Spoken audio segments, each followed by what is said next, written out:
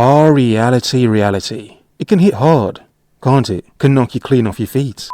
True love, I am convinced at this point in my life, is only meant for like super pretty bitches. Damn. Like, y'all are the only ones. Like, you know, when you turn to the side and you don't look like this. Okay. You get love. You get your hair brushed. You get your hair washed. You get carried to the shower. You get a real man? Is that what she's saying? Don't look like this. Okay, look, this woman's being very hard on herself. She's saying that she's calling herself chopped. Saying that she's chopped. Saying that only pretty women, the good-looking women, get treated properly by men. Now, is this reality hitting her? Is this her reality? Is it reality in general? Is it what she sees out in the world? Only pretty women getting treated properly by men. And this is why she's in tears right now. I mean, she's really bawling, isn't she? Yes! She's saying, and she believes, because she doesn't look hot enough, she's not pretty enough, that she doesn't believe she'll ever get the proper treatment that she thinks she deserves from men. Damn right! From men, my God. Validation again. The sweet, powerful nectar of validation that they get from men. Now, whether it's true or not, the fact is she believes it, doesn't she? She full and well believes it. So this is her reality. This is her life. Her understanding that, my God, I'm not hot enough to get treated like I see them pretty women getting treated. Yes. Damn. Taken care of when you're drunk. You get love. You get coffee in the morning. You get breakfast in bed, bitch. Damn. You get flowers and grand shows of affection. You get love. I get an afterthought. I get the back burner. I get whatever's left. Ha ha ha. My God.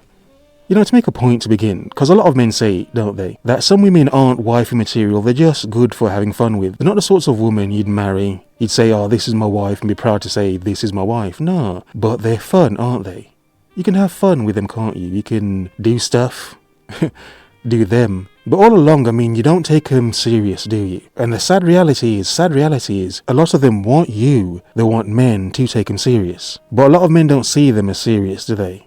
They see them as, you know, hey, come on, it's just fun. That's all it is. Don't get in your feelings. Now, is it bad on men's part? Is it bad because men, you know, see certain women like this? Or is it because this is how things are? Not every woman is going to be seen the same, like every man isn't going to be seen the same. No, of course not. But was that first woman's reality hitting her? Hitting her in the fact that no matter what she does, no matter how hard she tries, she's still going to be seen as, yeah, okay. They call men medium ugly, but I mean, is she medium ugly as a woman? I'm just asking. Because a lot of people feel like they deserve something. They feel like, oh no, I deserve this, I want this. But the reality is, can they get it? It seems like her reality caught up to her, didn't it? But I hope you're doing well, hope you're okay. Got some interesting videos around this topic to show you. Have a look at this.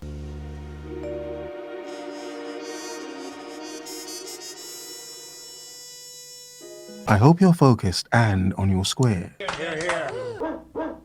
In my video about being addicted to being desired as an attempt to soothe pain, someone commented, and particularly male validation, but someone commented and was like, this is my only way of experiencing euphoria, and it's really hard to break away from, or something like that. I think they were kind of asking for my counsel on it, and I've really been sitting with that. And I've also been really spending a lot of time deeply thinking about my teenage years and getting into her psyche a little bit. And the truth of the matter is, I don't experience that euphoria anywhere else. Ah, yes. Interesting. Do you know what I keep saying to men? That women aren't going anywhere. You hear them talking on the internet, making their points, shouting blah, blah, blah, having a boyfriend's embarrassing, whatever. But understand this. This is one key point that I know and I keep trying to tell you. When as a man you know it, if you've seen it before, even if it's not with you, you've seen them do it with other men, the attention they get is beyond gold. It's beyond something of value for them. Euphoria.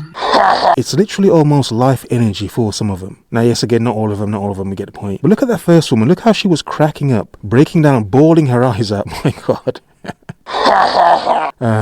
Because she feels deep down, she could be true, she could be correct, that she will never experience what other women experience because she's not hot enough, because she's not good looking enough, she's not beautiful enough, whatever. You see, a lot of men already know and understand this. That's why this woman's being real about it, and she's probably going to say she's grown out of it and women grow out of it, whatever. Could be part of their frontal lobe development nonsense, whatever. However, the point still stands. The attention and validation is so effing strong. I think this is what messes up a lot of these feminists, because they know they can tell women a lot of stuff. They can tell women, oh, don't do this. Dissent to men, you gotta dissent to men. Yeah, sure, whatever. But they know deep down, like this woman's just said, how euphoria male attention is, and how validated they feel when they get it.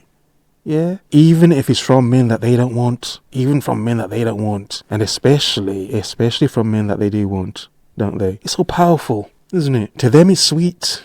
Beyond sugar, beyond honey. And this is why you have so many modern women just sad nowadays. Because they cannot get what they want from men. A lot of men pretend they're going to give it to them, but in the end, it's just, come on. I know you want it so much. Yeah, here's some more of what you want. When the time came around where I felt like, okay, I have been working so hard for so many years figuring out how to wax my eyebrows, highlight my hair, do my makeup, starve my body, wear the right things, this Victoria's Secret push-up bra, this type of sandal, this type of scent. Like, it had been such a full-time job to sculpt myself into the girl I debuted, a costume that I debuted myself in.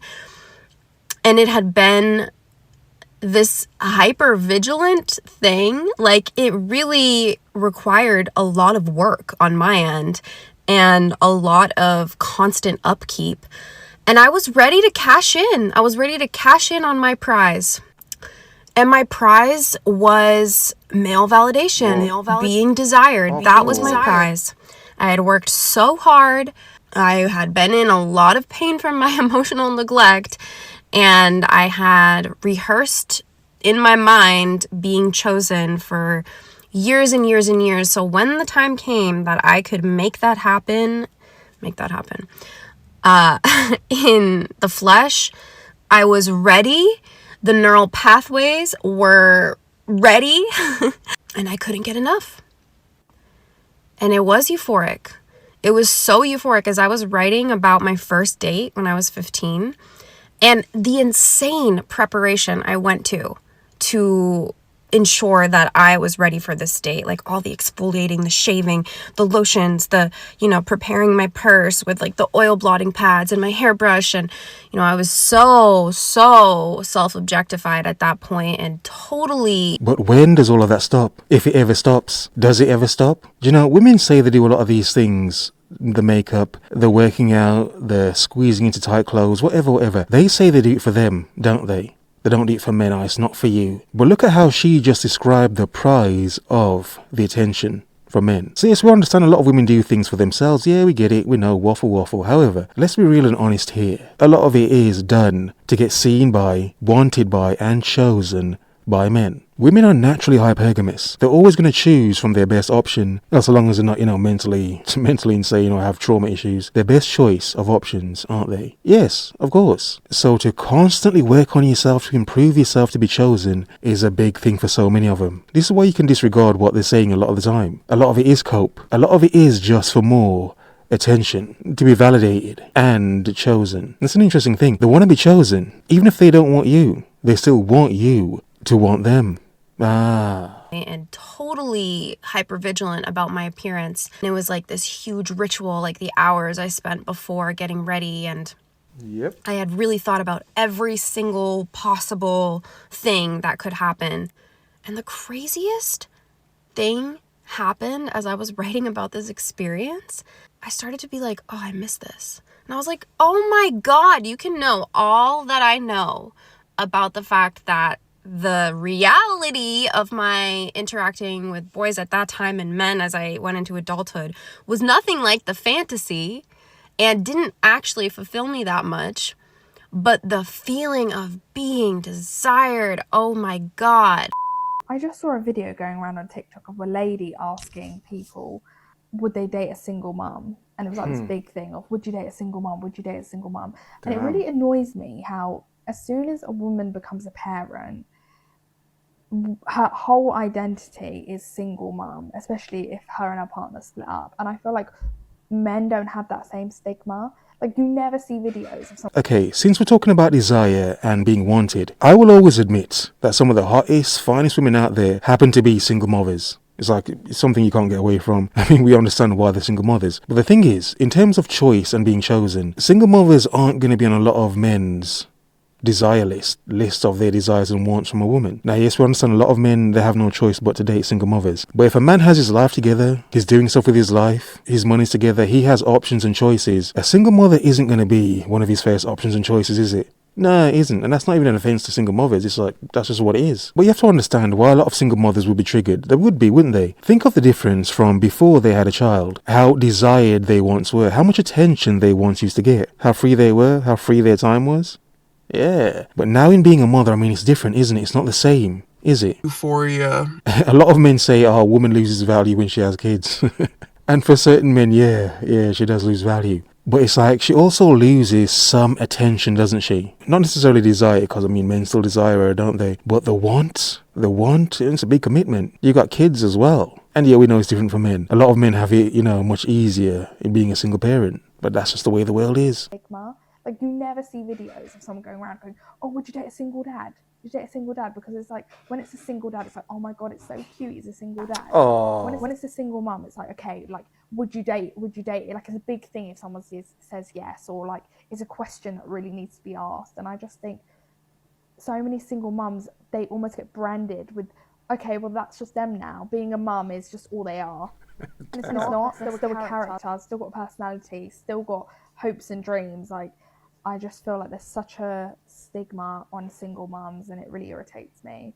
So can we please stop the whole, oh my God, would you date a single mum? Like, that is all they have to offer. But sadly, the reality is it's not going to stop, is it? It's not going to stop. Everybody has their wants and needs. Those that can choose would choose what they want. If a single mother's not what they want, I mean, you can't blame them, can you? Can you? It's not what they want. I'm not the love of my wife's life. Damn. My wife and I have been married for 5 years, together for 7, and we have 2 children. While at my wife's family house, I overheard my wife having a conversation with her 23-year-old niece about love and dating. Okay. Her niece was talking about her dating life, the guys she's seeing, the pros and cons of each one. During this conversation, I heard my wife say, all of these guys are just excitement, but you need to start preparing for someone she can marry.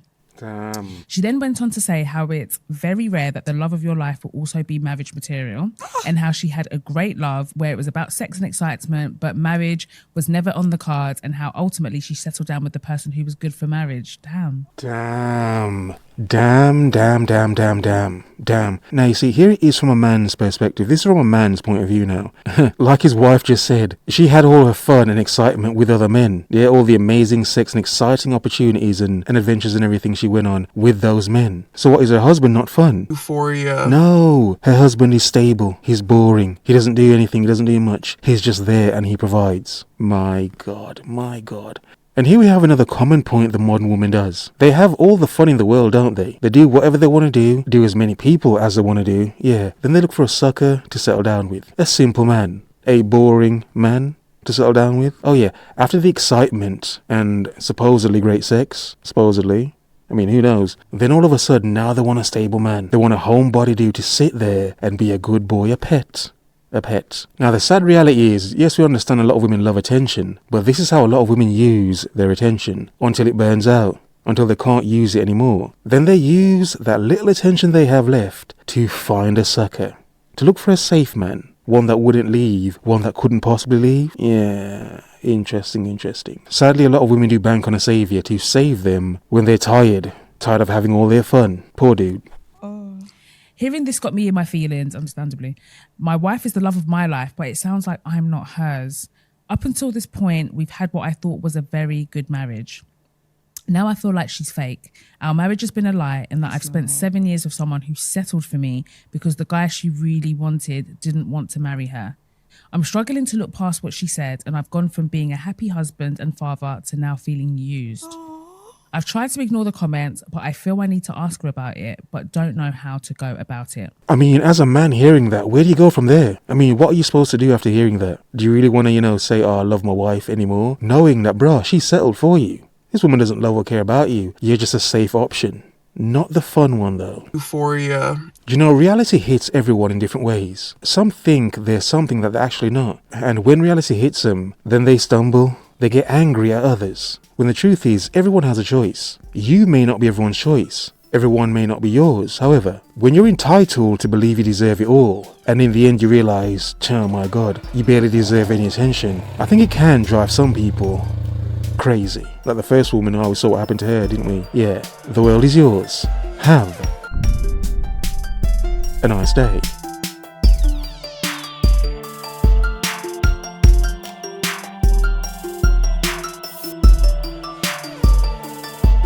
Don't look like this.